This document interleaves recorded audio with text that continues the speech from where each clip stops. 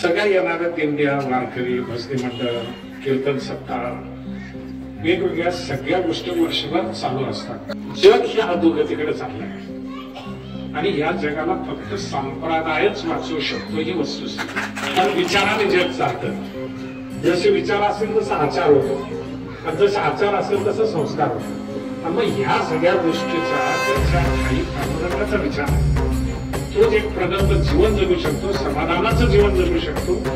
रामकृष्ण हरी माऊली, आचार विचार आणि संस्काराची वारी म्हणजेच पंढरीची वारी। विठुरायाच्या व माता रुक्मिणीच्या भेटीसाठी इथला प्रत्येक जण आसुसलेला असतो।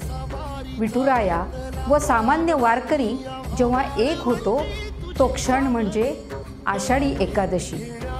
या आषाढी एकादशीच्या आपण सर्वांना मनपूर्वक शुभेच्छा देते। धन्यवाद।